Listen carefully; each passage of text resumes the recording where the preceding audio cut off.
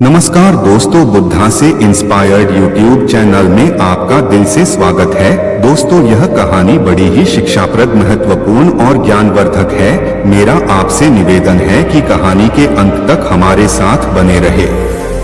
दुनिया की सबसे तेज छुरी हमारी जबान है और दुनिया के सबसे खतरनाक हथियार हमारे शब्द हैं, जो बिना किसी का खून बहाए लोगों को अंदर ही अंदर मार सकते हैं।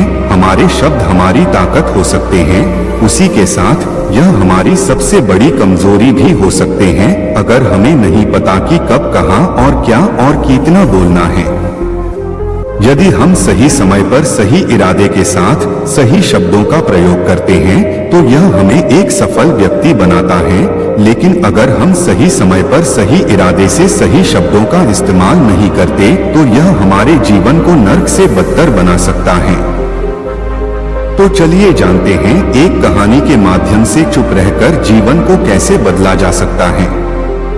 जापान में एक बहुत ही प्रसिद्ध बौद्ध भिक्षु रहा करते थे। उनका नाम रिसाई था। रिसाई अकेले रहते थे।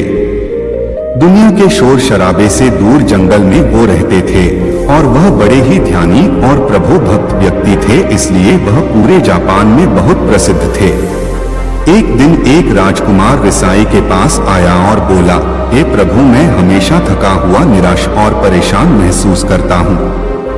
मेरा मन बहुत शांत रहता है। हालांकि मेरे पास सब कुछ है, दौलत, शोहरत, सुख सुविधाएं जो हर व्यक्ति चाहता है या पाने की चाहत करता है, लेकिन फिर भी मेरे अंदर इतनी अशांति और चिंता क्यों है। रिसाई ने उसकी बात बेहद ही ध्यान सुनी और कुछ सोचने के बाद कहा, तुम इस प्रश्न का उत्तर जानते हो, बस तुमने कभी इस प्रश्न को हल करने की कोशिश नहीं की है। रिसाई ने आगे कहा, मैं एक खोज करना चाहता हूँ, क्या तुम मेरा साथ उसमें दोगे? इस खोज के बाद तुम्हारे जीवन में किसी भी तरह की अशांति और चिंता नहीं रहेगी।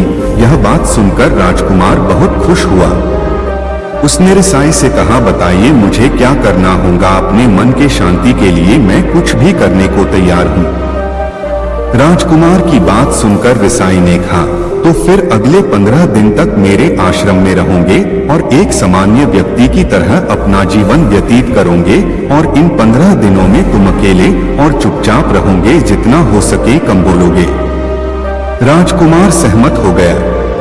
अगले दिन राजकुमार अकेला चुपचाप बैठा रहा और वह प्रकृति को निहारने लगा। वह पौधों को, फूलों को, आकाश में उड़ रहे पक्षियों को देख रहा था। वह अपने जीवन में पहली बार यह अद्भुत दृश्य महसूस कर रहा था कि उसके आसपास कितनी सुंदरता है। अब वह दिन भर प्रकृति की सुंदरता को निहारता रहता और ताजगी महसूस करते रहने लगा था। अगले दिन राजकुमार अकेला चुपचाप बैठा रहा और वह प्रकृति को निहारने लगा। वह पौधों को, फूलों को, आकाश में उड़ रहे पक्षियों को देख रहा था। वह अपने जीवन में पहली बार यह अद्भुत दृश्य महसूस कर रहा था कि उसके आसपास कितनी सुंदरता है। अब वह दिन भर प्रकृति की सुंदरता को निहारता रहता और ताजगी महसूस करते रहने लगा था। इसी तरह से 10 दिन बीत गए थे और उसके मन की सारी बेचैनी, सारी हलचल और सभी तरह के तनाव गायब हो गए। वे दिन की सुबह राजकुमार फिर से एकांत में बैठ गया और कुछ ही मिनटों में उसकी आंखें अपने आप बंद हो गई और वह गहरे ध्यान में चला गया। वह पूरे दिन वहीं पर ध्यान लगा के बैठा रहा और गहरे ध्यान में डूबा रहा। ना कोई शब्द, ना कोई चिंता। राजकुमार भीतर से असीम शांति और आनंद से भर गया। राजकुमार अपने बाकी के 4 दिन इसी तरह व्यतीत करने के बाद रिसाई के पास गया और उन्हें प्रणाम किया और बोला, हे भिक्षु महाराज, मुझे उत्तर मिल गया कि मेरे में इतनी उथल पुथल और चिंता क्यों था। मैं जान गया कि मेरा मन इतना अशांत और विचलित क्यों था। रिसाई ने मुस्कुराते हुए कहा, बताओ क्या उत्तर। राजकुमार ने कहा, मैं जरूरत से ज्यादा बातें करता था।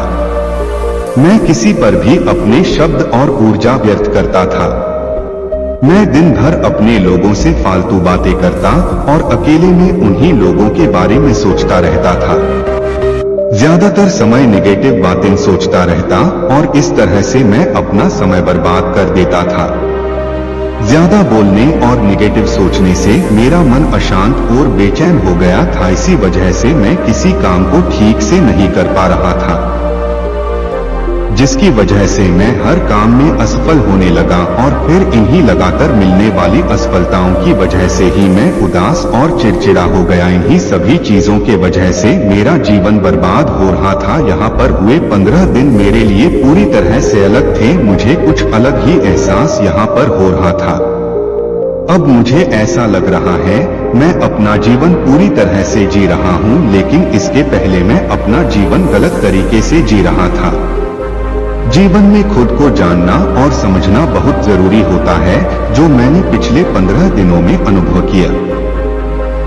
राजकुमार की सारी बातें सुनने के बाद रिसाई ने कहा, सिर्फ तुम ही नहीं, दुनिया में ज्यादातर लोग जरूरत से अधिक बोलते हैं।